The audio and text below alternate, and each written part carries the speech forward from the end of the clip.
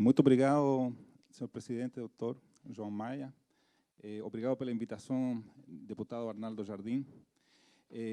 Eu peço desculpa que minha apresentação está em espanhol e eu vou falar portunhol. Já vou tentar fazer o melhor possível, mas tem algumas palavras que às vezes esqueço Está indo muito bem. Tá? Eu fui solicitado por Dr. José Carlos trazer as experiências do Chile e as aprendizagens. O Chile tem 26 anos de experiência em PPPs. E acredito que uma experiência bem valiosa. Vamos ver aí o volume de concessões que tem tido o Chile e para o tamanho da economia do Chile é um número significativo. E chegou a contribuir até mais de 1% do PIB, do crescimento do PIB, nos melhores anos de construção de infraestrutura. Só investimento em PPPs. Bom, a associação pública-privada no Chile, primeiro, surgiu com um grande consenso político, por isso eu acredito que você falava. Aqui se vê que há esse consenso e isso é muito importante. Estamos todos de acordo e que tem que ser feito. E para isso tem três pilares totalmente estratégicos. Primeiro, um marco jurídico, uma lei de concessões, uma lei de PPPs, que defina bem como vão ser os contratos, quais são os deveres e as obrigações de cada uma das partes, que dê essa certeza jurídica que você mencionava. Depois, o sistema financeiro é muito importante. Nós, para poder alavancar as obras de infraestrutura que requerem capital, tivemos que mudar a lei de bancos, tivemos que mudar a lei de aposentadorias, companhias de seguro, tivemos que perfeccionar outros instrumentos para que isto funcionara e se pudesse financiar. E, por último, o governo, o Estado, tem que investir em projetos. Não adianta licitar quando não tem projetos bons, porque essas obras vão ficar paradas, vão demorar, vão ter sobrecusto e vai ter que ser renegociar, vai ser um problema. Então, o rol agora do setor privado, do setor público, em vez de construir e fazer, é fazer projetos, ser uma máquina de projetos bem feitos. Isso que vai ajudar a que isto funcione. O marco regulatório é muito importante. Primeiro, tem que ter política econômica para o mercado. Não adianta querer fazer PPP se as políticas econômicas não são para o mercado. Tem que ter estabilidade e certeza jurídica. Depois, tem que ter um entorno favorável para trazer inversão estrangeira. Desculpa. Aí está. Desculpa. Legal. Agradeço. A nós nos ajudou muito os tratados de livre comércio, porque cada tratado de livre comércio tem cláusulas para investimento estrangeiro, então isso ajudou muito o Chile a trazer esses capitais e também ajudou muito a adesão do Chile ao OECD. Quando você entra no OECD, você começa a se comparar com países desenvolvidos, muda de patamar, já não se compara só com a América Latina, com os países da região, sino que começa a ver que você como você está frente aos países mais desenvolvidos. O marco legal, bom, é indispensável, tem que ter critérios transparentes para entregar as licitações e, o que você falava, um sistema de solução de controvérsias muito aceitado pelas partes e também rápido. As controvérsias não podem se eternizar no tempo. Isso aí prejudica demais o processo. Eu vou falar um pouco mais sobre esse ponto, porque acredito que é das coisas mais importantes, que tem que ser resolvidas por lei, como você fala. Não adianta ter um dispute board que não é tão lei, porque o funcionário público não vai querer aceitar o resultado disso. Depois, senhor deputado, você falou, este é um projeto de Estado, nós acreditamos nisso. São vários os organismos do Estado que participam de um projeto de PPPs. Hoje tive uma reunião de manhã e foi muito importante porque todos esses organismos estavam presentes na reunião. Então, eu acredito que vocês vão no caminho certo. Não adianta deixar sozinho o Ministério de Obras Públicas fazer a licitação. Não, tem que envolver o estudo de impacto ambiental desde o começo, O Ministério do Desenvolvimento Social tem que ser uma avaliação social do projeto. Um exemplo, eu não sei como fizeram, quem fez a avaliação social, mas o trem a Guarulhos, para mim que não foi bem feito. Um trem que hoje você vê, está construído, custou bilhões de reais e tem uma utilização muito baixa. É um tipo de projeto que não deveria ser feito. Devia ter sido estudado e parado antes. Se vocês não são capazes de saber que projeto tem que ser feito, que projeto não tem que ser feito, quais tem que dar prioridade, e isso se faz com uma avaliação social bem feita do projeto. Outra coisa, ao TCU tem que estar presente do começo, tem que estudar as bases. Quando você vai fazendo o processo de licitação, ele tem que participar. Não adianta no último momento mandar para ele e você ver que não cumpre, que ele não aceita. Então, tem que participar do começo, a TCU, como se chama o Tribunal de Contas da União. Tem que estar todos involucrados para que este projeto realmente funcione. Porque uma coisa é licitar um projeto e dizer, foi licitado, e outra coisa é que esse projeto seja construído e seja operado. Licitar é a parte mais fácil, falar que já foi licitado não é a parte difícil. A parte difícil é concretar a obra e que o projeto tenha sucesso. Bom, como falei, o Chile é um país pequeno e tem até agora 94 projetos, mais de 23 bilhões de dólares investidos. A começo do ano 2000, nós estávamos investindo mais de 1.500 milhões de dólares por ano em PPPs. Para a nossa economia foi uma coisa extremamente, foi um salto 10 vezes o que veníamos fazendo no começo dos 90 a começo dos 2000. Foi um salto quantitativo no investimento em infraestrutura e isso se logrou graças a todo isso que estou contando para vocês. E estes são, para terminar, 5 aprendizagens que eu queria transmitir para vocês, que nós aprendimos nesse processo. Primeiro, a variável de licitação é algo muito importante. Como você vai definir quem ganha uma PPP? Quando você está... você pode ter um incentivo para dizer, bom, quem dá mais dinheiro ao Estado, quem faz o pagamento maior, a leva. Eu acredito que não é uma boa ideia. Nós não tivemos boa experiência com esse sistema. Você até pode todas têm que fazer um pagamento de tanto, de 100 milhões de reais, 200 milhões de reais, mas para todas que participam têm que fazer esse pagamento, mas não que seja variável de decisão de quem leva a PPP. Quando isso é a variável de decisão, muitas empresas que têm capital oferecem aportes grandes com tal de levar a obra, mas realmente implicam tarifas altas, pouco trânsito e subutilização da infraestrutura. Então, você é um tiro no pé. Você recolhe um dinheiro agora, mas a obra, que o objetivo da obra é ser usada, não ser construída, é que realmente tenha um volume de uso importante. Então, nós construímos um túnel com esse sistema e o túnel não usava ninguém, porque ficou uma tarifa tão alta que ninguém podia usar. Tem outra experiência, em México também passou algo parecido com esse sistema.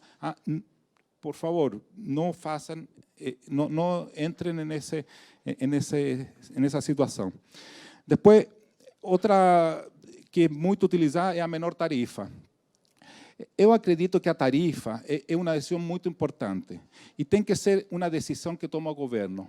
A tarifa vai ser tanto e não é variável de licitação. Ou pode ter um pequeno tramo, mas a tarifa, quando você deixa a menor tarifa, também passa o seguinte, o licitante que leva a concessão é o mais optimista.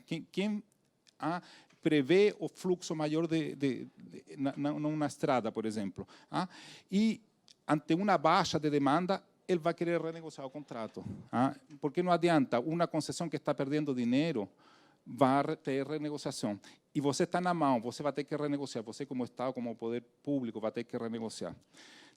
E quando é tarifa mais baixa, muitas vezes são empresas construtoras que, por ganhar o contrato de construção, não estão pensando nos 20, 25 anos da PPP, estão pensando construir a obra. Isso é o que interessa. Depois, se não dá bem, bom, não é problema dele, ele já construiu e já fez o que ele queria. Então, também não recomendo fazer menor tarifa. Também uma das licitações que fizemos uma fórmula, tinha um criativo aí no Ministério, aí fez uma fórmula que ninguém entendia e que, por supuesto, deu errado. Por favor, não façam múltiplas variáveis para otorgar licitações. Tem que ser uma variável ao tempo. Ou é uma ou é outra, tá? Mas não várias, porque aí, afinal, aquilo que passa. O cara que quer ganhar a concessão fala qual é mais barata para eu ganhar a pontagem. Então, ele vai apostar nessa. E você vai ter uma oferta que não vai ser boa. Então, evitem essas variáveis múltiplas que não funcionam. Para nós, o que melhor funcionou foi um método que incluso foi inventado no Chile e hoje é utilizado em muitos países do mundo, que é o valor presente dos ingressos. Você tem que fazer uma obra que custa 100. Então, se você fala, bom, quanto você quer receber por fazer essa obra e operar essa concessão? Então, ele agrega o valor de operação, manutenção, não é certo? Operação, e fala, tá, eu quero 150. Tá bom, então você ganhou 150. Quando seus ingressos, descontados a uma taxa de retorno já definida, chegam a 150, acaba a licitação. O que é o que ocorre com isso? Que o prazo passa a ser variável. Se ele toma bons anos de crescimento, de aumento de demanda, a concessão vai diminuir o prazo, vai ser mais curta. E se tem anos ruins, vai ser maior. É um sistema que tem dado muito êxito, eu recomendo, e tem outra vantagem, estas concessões são muito longas e muitas vezes você requer negociar uma obra que não foi considerada no início. Você precisa fazer um novo acesso a uma cidade, ou precisa fazer uma obra, e são obras significativas. E poner-se de acordo quando não tem este sistema é bem difícil. Como eu compenso a concessionária por fazer essa obra? Então, eu dou 3 anos a mais, ou geralmente se faz com prazo. Aqui não é necessário, você fala, bom, a obra custa tanto, tá? Então, se o valor presente dos ingressos era 150, agora vai aumentar a 170. Quando chega a 170, acaba a licitação, porque a obra custou 20. Tá? Então, facilita muito a renegociação em casos de aumento de obra. Ou incluso, se você por alguma razão, você fala, tá, eu quero cancelar a licitação, 10 anos depois, durava 20, mas aos 10 anos você fala, não, eu quero fazer algo totalmente diferente, quero licitar de novo e quero cancelar a concessão. Então, você paga o remanente, o que faltou para ele receber. Se ele tinha que receber 150, recebeu 100, bom, você paga os 50 e cancela a licitação de maneira muito simples. Tá? O segundo aprendizagem tem que ver com os estudos necessários para fazer uma PPP. Invistam dinheiro e tempo em fazer os estudos de engenharia definitiva. Essa é a minha recomendação. Demora mais em licitar. Você vai demorar 1 ano mais que se faz com um anteprojeto. Mas, ao longo do tempo, ou seja, ao final, vai ser mais rápido. Você não vai ter sobrecusto, não vai ter atrasos, aí não vai ter renegociação. Então, esse ano que você perde, a verdade você não perde porque você licita com um anteprojeto e o concessionário vai ter que fazer esse projeto igual, vai ter que fazer o estudo de engenharia, aí vai demorar o mesmo prazo que você ia demorar fazendo no sistema público. Mas o risco e a probabilidade de que dê certo é muito maior com um estudo de engenharia definitivo. Tá? O que você falava do BIM me parece excelente. Eu colocaria a obrigatoriedade do BIM para projetos de mais de 100 milhões de dólares. Tem que ser uma obrigatoriedade, tem que ter um projeto de engenharia definitivo e em BIM. Porque o BIM permite também cotizar. O BIM, você sabe exatamente quantos metros cúbicos de cimento vai precisar, quanto ferro vai precisar, tudo isso você obtém do próprio projeto. É uma coisa fantástica. Porque o que passa também com os estudos, quando você entrega bons estudos? O custo para os proponentes baixa. Ele não tem que gastar dinheiro seu, muito dinheiro, para fazer a proposta. E quando você tem um custo muito alto de proposta, você tem poucos oferentes. Se você entrega a informação adequada, ele gasta menos tempo e menos dinheiro em fazer uma proposta, e isso é benefício para a concorrência. Vai ter mais concorrente e vai ter melhores ofertas. Paulo, pela oportunidade, só com autorização do presidente, nós estamos numa definição por tomar, porque há no Brasil experiências diferentes. O que faz projeto pode depois lá disputar a concessão? Eu acho que quem faz projeto, em geral, são empresas de engenharia, não são empresas que vão a participar. Eu acho que tem que ser... Lá há um impedimento. Sim, é que não pode, não... Desculpa, há um impedimento lá, a legislação, como trata essa questão da participação de quem elaborou depois no processo? Não existe uma... Eu diria que não existe, mas o que passa é que quem faz estudo de engenharia são empresas de engenharia que estão em um registro do governo que podem participar e que, dependendo dos estudos que têm feito no passado, tem categorias. Então, as empresas que são concessionárias não participam disso. Não é negócio deles fazer projeto de engenharia. São empresas especializadas só de projeto. Com muitos bons engenheiros que sabem fazer projetos, sabem fazer uma ponte, sabem fazer isso. E depois, as que querem participar, executam, mas é diferente. Eu acho que tem que fazer, que quem faz o estudo não é quem vai licitar. Outra coisa importante no sentido que eu falava, de que tem que ser barato, tem que ser simples, fazer uma proposta, é entregar muito boa informação da demanda, do trânsito atual, na estrada e na rede de influência da estrada. Minha recomendação é que nunca o Estado tem que dar projeções de trânsito. Nunca pode falar, daqui a 10 anos vai duplicar o trânsito, porque se não se cumpre, eles vão querer renegociar. Então, o Estado não projeta, o Estado dá informação atual e do passado, muito veraz e abundante, para que ele possa projetar, ele mesmo projetar o fluxo futuro. Mas o Estado não pode projetar, não pode dar nunca uma projeção de trânsito. Isso é um erro. Desculpe, Zé, mas só porque acho que estão sendo coisas interessantes. Então, o risco é todo do concessionário. Não há essa possibilidade do Estado fazer uma projeção, porque aqui, hoje, o que se faz? O Estado, quando apresenta uma concessão, ele apresenta um estudo de demanda e, com base nisso, os proponentes fazem a sua proposta. Claro, exatamente. Eu era encarregado de contratar os estudos de demanda para as concessões no Chile. E eu fazia esse estudo de demanda, mas não tinha projeção, esse estudo de demanda. Tinha informação atual e passada. E aí ele projetava. Então, não tem que projetar. O estudo de demanda que você entrega não tem por que ter projeções. Ele faz suas próprias projeções. É um erro entregar projeções, é meu ponto de vista. Porque você, por mais que fala, é só uma projeção, nós não asseguramos esse trânsito, não adianta. Ele vai falar, mira o documento, você me falou que ia ter tanto. Então, sim, desculpe. Desculpe interromper, mas só para esclarecer, o que você afirmou antes é que o risco de demanda é todo do público, não do privado.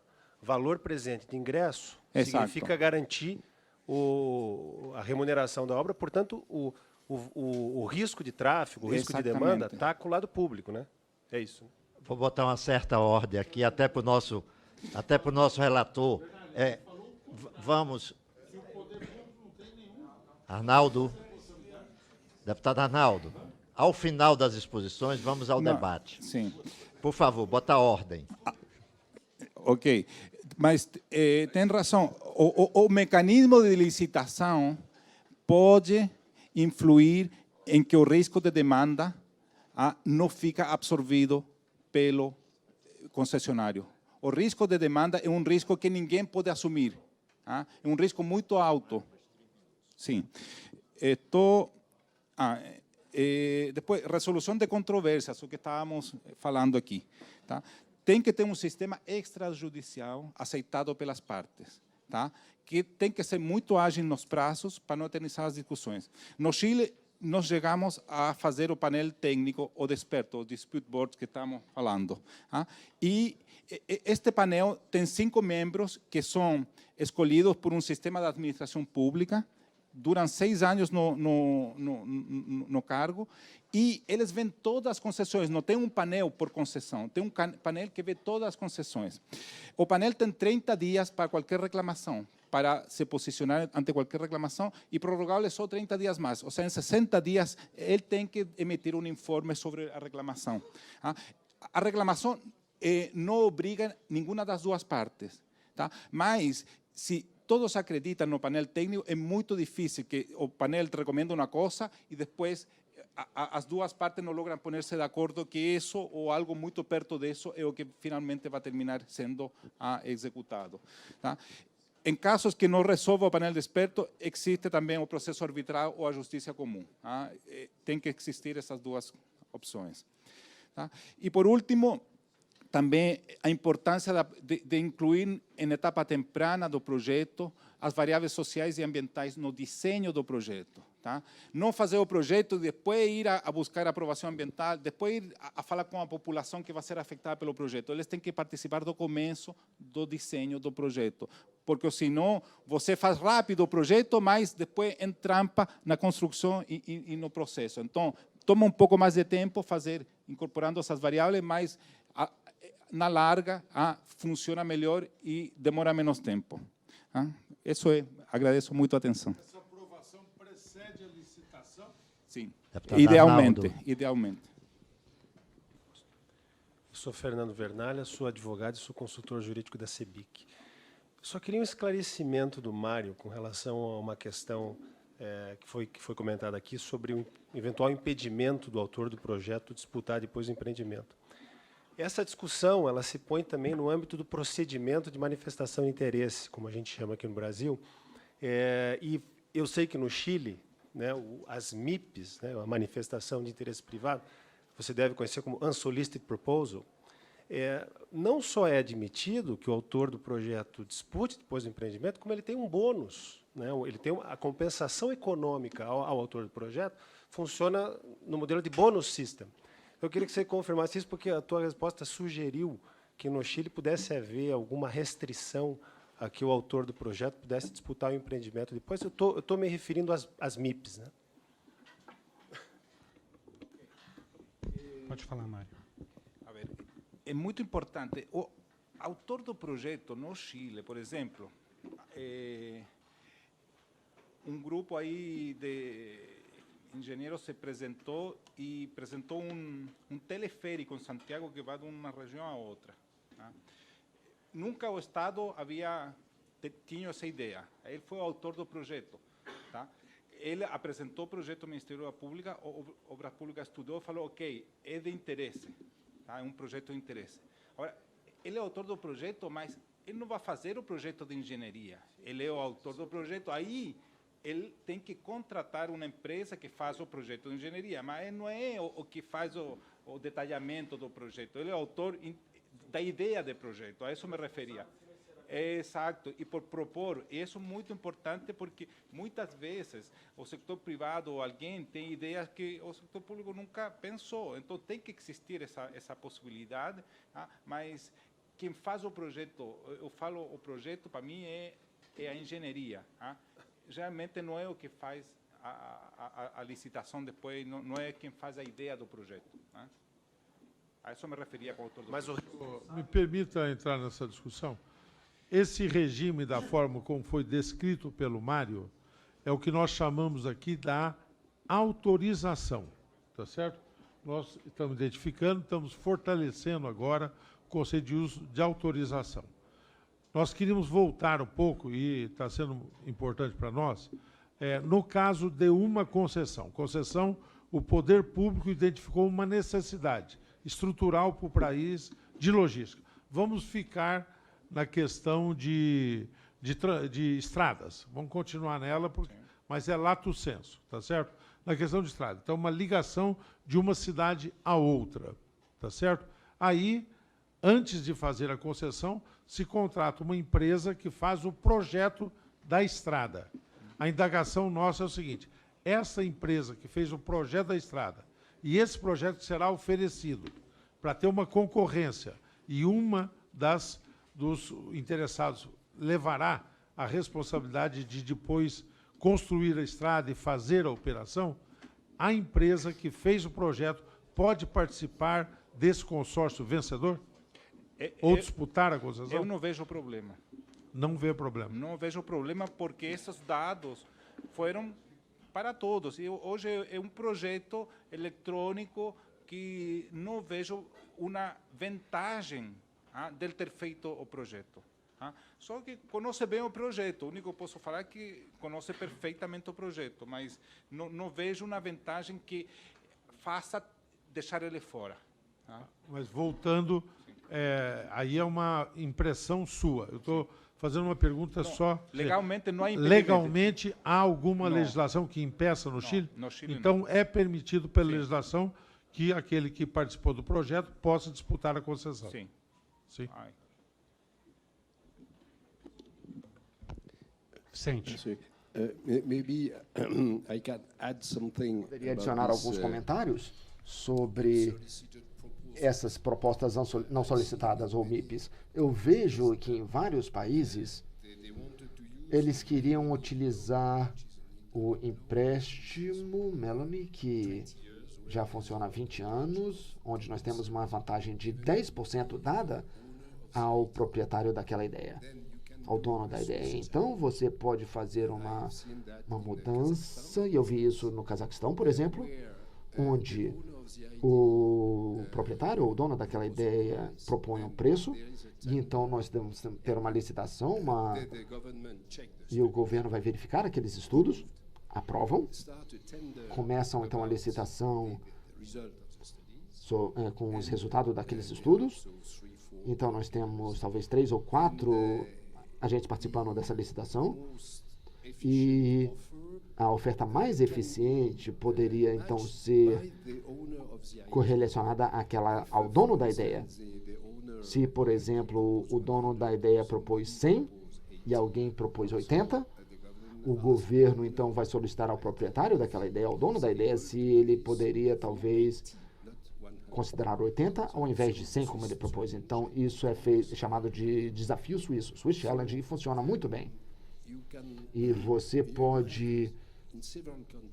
Bom, vários países fizeram isso, e é por isso que o Banco Mundial desenvolveu recentemente, ano passado, um documento sobre este processo que deve ser seguido em caso de propostas não solicitadas. Unsolicited proposals. E eu esqueci também de mencionar que eu já estive no Uzbequistão em abril e Cazaquistão logo depois, com esse Dispute Board que nós mencionamos. E eles criaram alguma coisa muito especial lá, porque o investidor não quis ir para o Cazaquistão, porque eles não estavam confiantes na maneira como a jurisdição decidiria as coisas. Então o Cazaquistão criou uma corte especial com diferentes leis que são consistentes às leis de Cazaquistão, que se referiam mais ao sistema common law. E nesta corte especial, metade dos juízes seriam de Cazaquistão e a outra metade seriam pessoas estrangeiras, a maioria inglesas, mas não obrigatoriamente inglesas. E o Uzbequistão agora está tentando fazer a mesma coisa, porque funcionou muito bem em Cazaquistão. Então, se você analisar diferentes países, como Tailândia, Camboja, e sempre nós teremos dificuldades como investidores ou concessionárias para decidirmos sobre questões de arbitragem ou resolução de disputas. Nós não conseguimos resolver o problema. Aí, nesse caso, a lei suíça eram frequentemente utilizadas, mas eu acho que essa ideia de criarmos essa corte especial para esses maiores contratos, obviamente, uma corte especial, com uma lei especial dentro do país, daria uma maior confiança aos investidores. Muito obrigado.